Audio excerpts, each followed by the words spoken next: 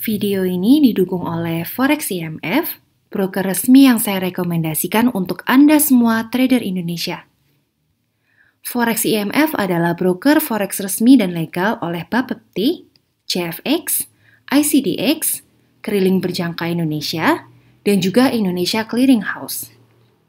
Di sini saya melihat kelebihannya adalah selain dari legalitasnya, yaitu terdapat beberapa layanan yang bisa kita lihat di produk. Di sini ada layanan signal trading forex, indikator forex, maupun komunitas forex selaku grup premium bagi para nasabah. Di referensi trading kita juga bisa lihat adanya analisa forex hari ini dan analisa forex mingguan seperti ini yang akan membantu kita dalam analisa forex sehari-harinya. Selebihnya, silakan Anda kunjungi link website yang sudah saya sertakan di link deskripsi video di bawah ini. Makasih. Semuanya selamat pagi. Jadi pada video update kali ini kita akan update kembali untuk pergerakan dari XAUUSD ya.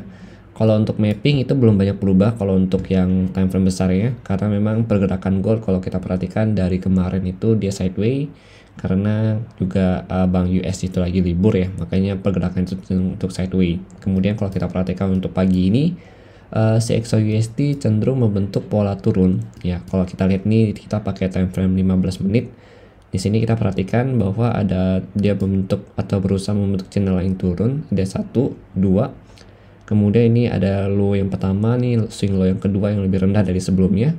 Dan kalau kita perhatikan juga dari moving average ya, eksponensial, di sini kita pakai EMA 50 yang warna biru, kemudian EMA 20 yang warna merah.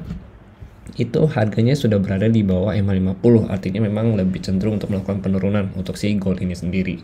Nah, kemudian kalau kita perhatikan untuk resisten yang penting yang harus kita lihat untuk hari ini masih sama seperti yang kemarin di harga 1843 ini ya, yang level resisten warna biru ini. Selama harga masih berada di bawah 1843, artinya pergerakannya masih cenderung untuk melakukan penurunan ya. Penurunan kemana? Terdekatnya tetap ke 1840, kemudian 1837, dan terakhir ke 1833. 1833 nanti baru lanjut lagi. Ya kalau misalkan dia breakout dari sini baru ke 1826. Selama dia belum bisa breakout dari 1833, maka potensi untuk melanjutkan kenaikan itu masih ada. Kemudian kalau kita perhatikan lagi untuk level resisten ya, kalau ini sih memang kita masih cari untuk setupnya itu. Kalau kita perhatikan lagi dari DXY, memang DXY sempat menguat, dan kalau kita lihat DXY ini, kalau kita perhatikan di 15 menit ya, sempat ada gap up, cuma memang belum tertutup dengan sangat rapi ya untuk gap upnya dia, karena memang kemarin DXY juga sempat sideways karena disebabkan oleh Bank US yang libur, dan baru ada pergerakan lagi itu sekarang ini gitu.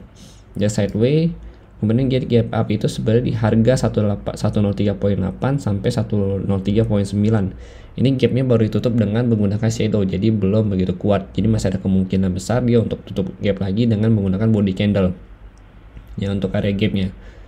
Nah kalau dia tutup gap, artinya kalau kita perhatikan untuk si DXY sendiri, kita coba pakai 30 menit. Nah kalau kita pakai 30 menit ini, berarti DXY masih akan cenderung turun kurang lebih untuk retest ke harga supportnya itu di level 103.8 sampai 103.7. Ini support kuatnya dia juga nih gitu. Jadi harus kita lihat lagi untuk resisten si DXY ini, selama dia belum bisa break di 104.12, artinya si DXY itu masih cenderung untuk sideways. Nah, dia sideways main di mana range ya? Range mainnya itu di 103.7 sampai 104.12, dengan support dekatnya itu untuk tutup gap di 103.86. Nah, selama DXY sideways, berarti gold ini sendiri juga ke sideways kurang lebih di harga 1840 ya sampai 1846. Ini ada range sideways-nya si gold itu sendiri, berarti sekitar 60 pips ya, atau 6 poin untuk area sideways-nya.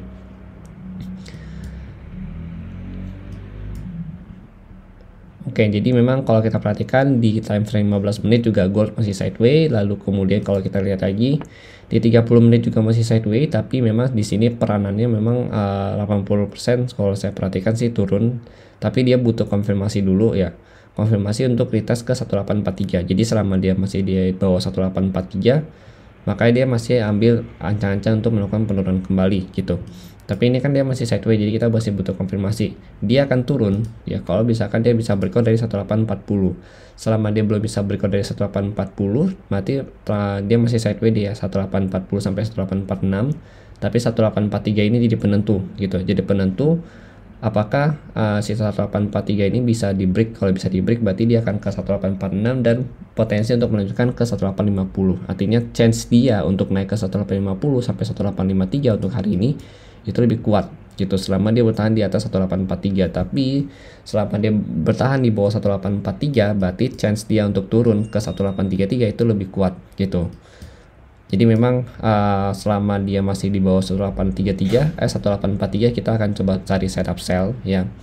Dan selama dia bertahan di atas 1843 kita akan coba cari setup buy. Tapi tidak menutup kemungkinan selama ada rejection cukup bagus baik itu di 1840 ataupun sampai 1833 ini kita akan mengambil buy juga untuk ambil koreksi atau untuk ambil tren naiknya dia. Kurang lebih nanti targetnya itu ke 1860 di sini targetnya. Kalau untuk si emas ya kenaikan tertingginya, tapi kalau untuk penurunan terjauhnya itu bisa ke 1819 kembali di sini. Ya jadi kita butuh konfirmasi nanti, mungkin konfirmasinya di sesi London, karena untuk sesi Asia ini kalau kita perhatikan price-nya itu masih cenderung sideways gitu. Cuma memang kalau kita perhatikan dia sudah mulai ada penurunan ke bawah ya untuk si price dari si gold ini sendiri. Kalau 1 jam juga masih sideways kalau kita lihat ya. Jadi memang kita masih butuh konfirmasi lagi tambahan untuk mengkonfirmasi dari si struktur harga tersebut. Kalau di 1 jam sendiri dia masih uptrend gitu. Jadi memang minor trendnya masih downtrend. Tapi kalau untuk 1 jam dia itu masih uptrend. Nah sebenarnya minor trendnya ini dia masih masuk ke dalam kategori transisi trend gitu. Karena dia itu kan baru chart ya. Jadi chartnya itu di sini. Nah ini baru break struktur chartnya dia. Jadi chartnya itu struktur di mana di breaknya di sini. Nah dia belum ada boss. Nanti ada bosnya itu kurang lebih di harga 1840 ini. Nah jadi kalau misalkan dia baru kan charge mendiri tes ke sini dia bos, nah ini baru konfirmasi untuk masuk ke trend.